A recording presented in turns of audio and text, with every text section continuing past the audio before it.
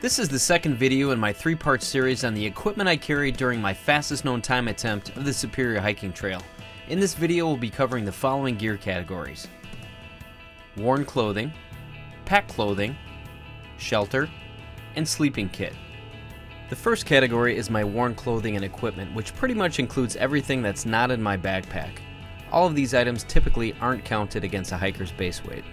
Starting off, we've got one of the most personalized pieces of equipment a hiker has on them: shoes. Shoes are different for everybody. What works for you might not work for me. However, in 2018, the shoe many hikers were gravitating towards was the Ultra Lone Peak, and I'm no exception. The 3.5s are truly an amazing pair of trail runners, with features such as their zero drop platform, huge toe box, gator trap, and great breathability. It's hard to beat a shoe like this. A hiker usually gets around 500 to 600 solid miles out of a pair of shoes, and I'll be retiring these following my unsupported FKT attempt. The new 4.0s are out, and Miyagi needs a new pair of kicks. Continuing with my feet, I wear Injinji brand lightweight mini crew toe socks. These are my liner pair of socks, which help prevent blistering by properly aligning my toes, spreading them out ever so slightly to prevent friction. The materials used help provide moisture control by wicking sweat to the outer layer of my sock system. These guys come in at just over an ounce a pair. The outer layer of my sock system are the tried and true Darn Tough brand socks. If it's got the name Darn Tough on the label, you know it's a damn fine product made right here in Vermont by a family-owned company. In fact, Darn Tough socks come with a lifetime guarantee. That's right, lifetime. You wear a hole in them and they get replaced. No questions asked. Now that's America, folks. The model I'm going with for this trip is the Grit 1/4 inch light cushion sock, a blend of 40% merino wool, 57% nylon, and 3% spandex. Because I'm pushing super big miles, I need a sock system that's going to wick moisture fast and keep my feet happy. Foot love is the name of the game here, folks, and after multiple 40 and 50 mile repetitive shakedown hikes, I know the thing that will fail me first, and that's my feet if they're not pampered on the regular. Knowing this, I'll be rotating my socks out 3 times a day. This gives me a chance to clear out any debris that may have found itself in my shoes and socks, gives my feet a chance to air out, and to apply the different products that I'm going to be going over that will help keep them happy over the long haul. Debris getting into your socks and shoes is a leading cause of blisters on the trail. Just a bit of sand rubbing over the same area in your sock will develop a hot spot which may turn into a blister in no time. To help prevent this, I've turned to a pair of Dirty Girls to help me out. That's right, Dirty Girl Gators. These super lightweight spandex sleeves attach to the back of my Ultra Lone Peak shoes with a Velcro trap, and the front are secured with a small metal tab. The top sleeve is tapered to my ankle with a bit of elastic, which keeps it snug against my leg. My 1/4 inch length Darn Tough socks are hidden just below the elastic band, ensuring that any dirt, sand, or debris are deflected off this spandex barrier and away from my shoe. Think of this as the spray skirt a kayaker wears in open water to prevent waves from swamping their boat. These things are just over an ounce for the pair and are worth their weight in gold. DirtyGirl.com is where you'll find these in a ton of different patterns. You can personalize them to you, as I've done here with my Sushi Gators. Love them dragon rolls, and super appropriate with a trail name like Miyagi, I figure. Moving up the leg, I'll be sporting a pair of calf compression sleeves. These spandex and nylon sleeves help to increase blood flow to the area, decrease fatigue and swelling, and help promote a quicker recovery time. After using these for the past 2 years, I've noticed a marked decrease in my calf soreness after doing big miles, and the pair of calf compression sleeves come in at 0.94 ounces. Next up are my Sax Kinetic Tights. Because I'll be hiking the north shore of Lake Superior at the beginning of fall, the temperatures can be wildly variable and right now are expected to range from the mid-40s to low 60s. I need something that will adapt with me to the environmental conditions present. The tights provide a bit of warmth as I'm moving if it's chilly, but where they really excel is at wicking moisture away from the body. The tights do a great job at protecting my legs against the sun and unfavorable plant life, and feature a ballpark pocket for us dude hikers. This uniquely shaped pocket helps protect the old twig and berries from unwanted chafing and keeps them happy. Trust me, your package is going to love these things. While many male hikers are opposed to them, I've embraced this next item with love. You see, I grew up in the 1980s and the term nut huggers was one of endearment and no stranger to my dresser drawer. These Game Gear shorts bring back some memories, and some much needed ventilation to my nether regions while I'm busting out miles on the trail. While it's true the nylon material will conform to your package, revealing your assets, the ventilation benefit you'll get is second to none. Because chafing can be such a problem for men in this area, keeping the moisture down using something that ventilates exceptionally well is part of my winning game, and Game Gear shorts do just that. At 2.85 ounces, they also cut down on the weight I'm wearing. On 65-degree days, you'll find me ditching the Sax tights and just sporting these bad boys. Hey, ladies, eyes up here when you're talking to me. The shirt I'm wearing is a Patagonia Capilene jersey. It's 100% polyester and does a pretty good job wicking away the moisture. The thing it doesn't do a good job wicking away is the stink. As with any polyester, after a good solid day of sweating, it's going to retain some funk, and after about 5 days on the trail, I'll be smelling like hot garbage. Oh yeah, hiker trash mode in full effect, folks. This shirt really can be swapped out with any lightweight polyester shirt you can find. On my hands this year, I've been using the Outdoor Research Spectrum gloves. These spandex and polyester gloves do two things for me. They keep the chafing down as my hands are shifting around on my trekking poles and keep the sun exposure on my hands down. They advertise the fabric as having active ice xylitol crystals embedded in the fabric to help cool your skin. However, I haven't really noticed a huge difference. Nevertheless, the gloves do a pretty darn good job at protecting my hands. Not on my body, but definitely an extension of my hands, are my Hiker Hunger carbon fiber trekking poles. Most ultralight hikers look for equipment that's multifunctional. That is, you get different benefits out of a single piece of gear in different situations. My hiking poles are very much that for me. I've modified the crap out of mine for different uses over the years, and I've never heard of a hiker leaving the trail because of their arms getting tired.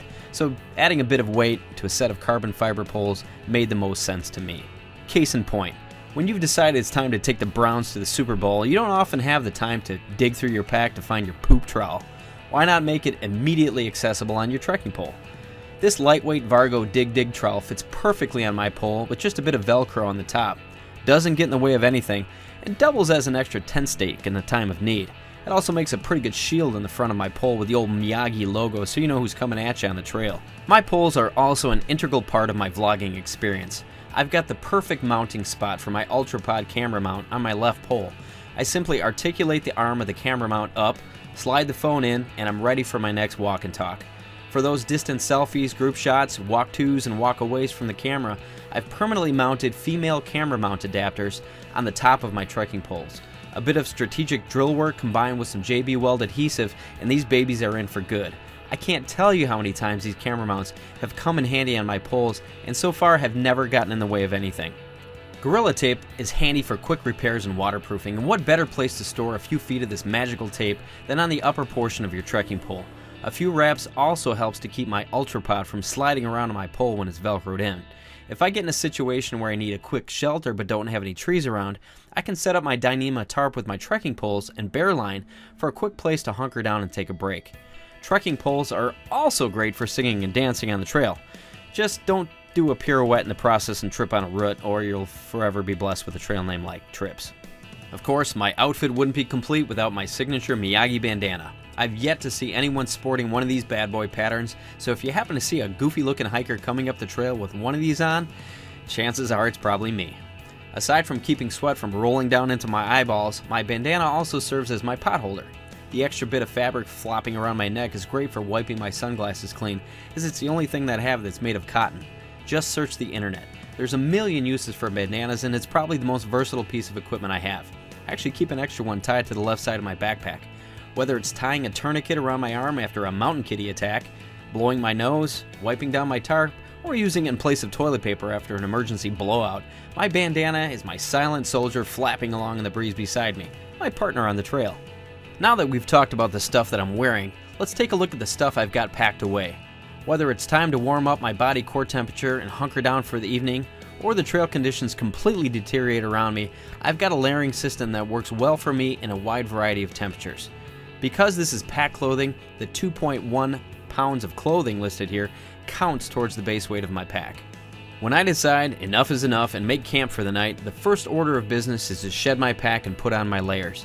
My body will start to cool very rapidly when I stop hiking, and my mind and body will already be strained after an extremely long day on the trail. It's important that my Rab microgrid fleece is the first item that gets put on. This Polartec material goes to work deflecting my body heat back to me while allowing unwanted evaporative moisture to make its way through the microgrid material. Because I have other options to cover my head, I've opted for the hoodless version of this fleece. This high-efficiency garment comes in at only 7 ounces. Next up is my puffy. All hikers love their puffies, and I'm no different. If the north shore of Lake Superior stays true to what I know, I'm bound to have some chilly evenings. My hooded Mountain Hardware Ghost Whisperer jacket is my next layer of insulation after my microgrid fleece. The 79-gram Q-shielded 800 fill power down does an excellent job at keeping me warm and also serves to increase the temperature rating of my sleeping quilt, which is why this puffy jacket is also considered an integral part of my modular sleeping system and will be featured again in just a bit. At 7.8 ounces, this puffy is a powerhouse of warmth as I'm working my way through camp chores and preparing to hunker down for the evening. If the wind kicks up, the temperature really starts to fall, or raindrops make their inevitable presence, my last core layer is my rain jacket. The Outdoor Research Helium-2 jacket is my lightweight shield against the outside world. The 30D ripstop nylon with Pertex shield does an amazing job at keeping the elements out and the warmth in where I need it. Its seams are fully taped and zippers fully waterproof, and even if it's not raining, the Helium-2 blocks the wind without missing a beat, yet provides plenty of breathable comfort. If you're working really hard, it's possible to oversweat this jacket, and pit zips would be a nice option, but you're not going to get that with this coat. Inside the zippered chest pocket, I keep a thick pair of 9mm nitrile overgloves to protect my hands from the rain. I layer the coat sleeves over top of the gloves for great hand protection against the elements. The jacket and glove combination come in at 6.4 ounces. Inside of my right mesh chest harness pocket are my Z-Pax Possum Down gloves. Prior to getting these, I really had no idea of the amazing properties of the New Zealand brush-tailed possum. Each hair on this little critter is similar to a polar bear's. They're hollow inside. And what does this mean for me? Exceptionally warm gloves for their size and weight ratio. They also dry incredibly quickly. Z-Pax combines New Zealand brush-tailed possum hair with merino lamb's wool for an exceptional glove. And I've used these on trips where the temperature has hovered around freezing the entire time and I was still super comfortable. As I stated a bit earlier, these gloves fit perfectly underneath a pair of 9mm nitrile gloves when the weather turns rainy. When I'm wearing my possum down gloves, there's a high probability that I'll be wearing my merino wool buffs as well. These things are awesome and super versatile. Instead of bringing a dedicated hat or beanie, I just bring two of these buffs, one from a company by the name of North by North and the other from the Buff Brand Company. Both are merino wool and both provide the right amount of warmth during the border seasons. The black one from North by North I usually wear as a head beanie, and the gray one as a neck gaiter. If the weather turns nasty, I can pull the gray one up and over my face. I carry both of these inside of my left mesh pouch of my backpack. Both are super easy to retrieve when needed. My backpacking philosophy revolves around everything having a place. This makes everything easier to retrieve, store, and easier to check that I have everything when it's time to head out. Everything has a place, and everything in its place. You know, it kind of satisfies my OCD tendencies. A bit earlier I told you about the importance of foot care and my method of changing out socks multiple times a day. Inside my pack clothing, I also have 2 additional pairs of Darn Tough socks and 2 more pair of Injinji socks. Most likely, these socks won't be inside my bag for long. The plan is to rinse these socks out while passing by streams to rid them of debris and salt buildup. I'll then pin them to the back of my backpack so they can bounce around and dry as I hike during the day.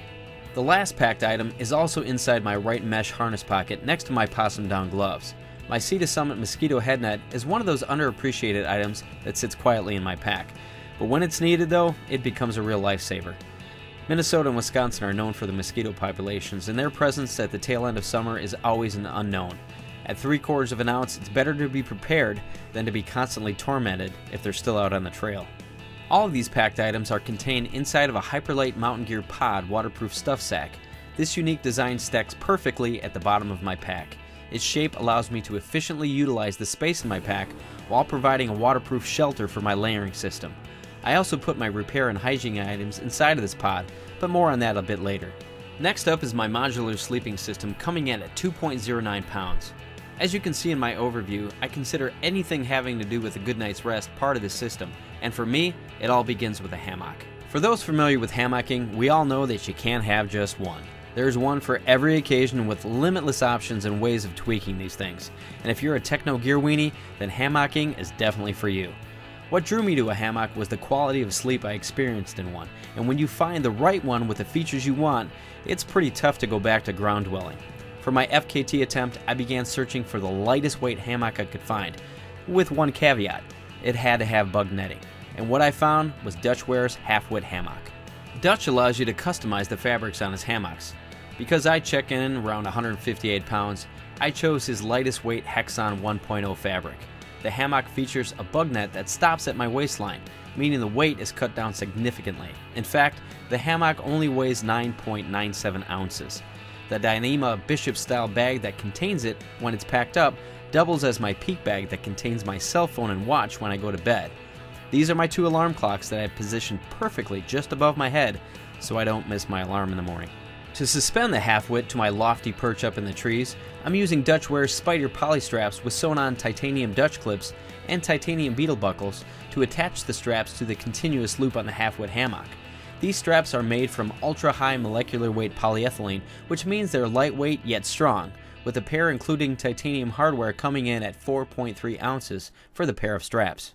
Now that I've got my bed strung up in the trees, I need something to keep me warm. For this, I turned to Minnesota's own company, Enlightened Equipment, for both my top quilt and my underquilt. My top quilt uses an ultralight 70 fabric with 950 fill power treated premium down. Because I'm only 5'8" and 158 pounds, I was able to get away with a short length and a slim width on this quilt.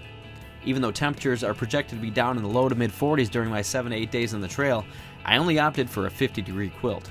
Because of these options selected, my quilt only comes in at 8 ounces. Yeah, only 8 ounces. But I'm able to achieve this by utilizing my clothing system mentioned earlier to bring down the overall temperature rating of my bag. This is why my Mountain Hardware Ghost Whisperer jacket is included in my sleep system. The added down and Polar Tech materials will help keep me comfortable and warm well past the 40-degree mark. In fact, I spent 5 days in April with this very same system on the North Country Trail where temperatures got down to 35 degrees without an issue. My underquilt was customized in the same fashion. The Enlightened Equipment Revolt underquilt is only 45 inches in length, meaning it will envelop me from head to about mid-thigh. And it's got the same 70 fabric with 950 fill power treated premium down inside. However, this one I've opted for the 40-degree rating. With its shock cord suspension, I can position it perfectly underneath me to prevent the dreaded cold butt syndrome that keeps so many people away from hammocking. The entire underquilt with suspension system also comes in at 8 ounces. Another part of my dedicated sleep system includes a pair of Goose Feet Gear down socks. At 1.9 ounces for the pair, these breathable 850 fill power Goose down socks will help keep my feet toasty warm inside of my quilt. Incredibly, my entire down collection of sleep gear fits perfectly inside of a Z-Packs 5.6 liter roll-top Dyneema dry bag. And because I'm using Dyneema bags to encapsulate the essential items inside of my backpack, I don't really need to have a pack liner. If I had a guarantee from Mother Nature that she wouldn't piss all over me at some point in my trip or coat me in morning dew, I could do away with my next category of gear. But rain is inevitable and morning dew is expected, so a shelter system is a necessity. For this, I turned to a company called Hammock Gear and their cat-cut Dyneema tarp with storm doors. This 12 by 8.5 foot tarp is my oasis in the dark. The entire tarp is contained inside of a mesh snakeskin, which makes stowing and deploying the tarp a breeze. The tarp and snakeskin come in at 10.16 ounces. To suspend the tarp above my hammock, I use 30 feet of Dutchware 1.75mm black reflected line, which reflects light in the dark when you shine your light on it. The 30 feet of reflected line comes with a titanium wasp and Dutch hook connectors for quickly securing it to the tree. The tarp is secured to this continuous ridgeline by way of 2 1.75mm lash-it soft shackles. Similar to a prusik used in climbing, simply loosen and slide the soft shackle across the ridgeline to tighten up the tarp. It's simple, lightweight, and very effective. To secure the 4 corners of the tarp and the 2 tarp doors, I'm going with Z-Packs carbon core stakes. Each of these are 6.4 inches in length and 7.5 millimeters in diameter, and the stakes only weigh 0.22 ounces each, with all 6 coming in at 1.32 ounces. Well, that's it, kids, for the second installment in my 3-part What's in My Pack series for my Superior Hiking Trail fastest known time attempt. Remember, this is the stuff that works for me. It may not necessarily work for you. Do your own research, get out there, and have your own adventure. Questions? Drop them in the comments below. Hey, thanks for watching and supporting this crazy dream of mine. Like and subscribe, and hopefully I'll see you out on the trail.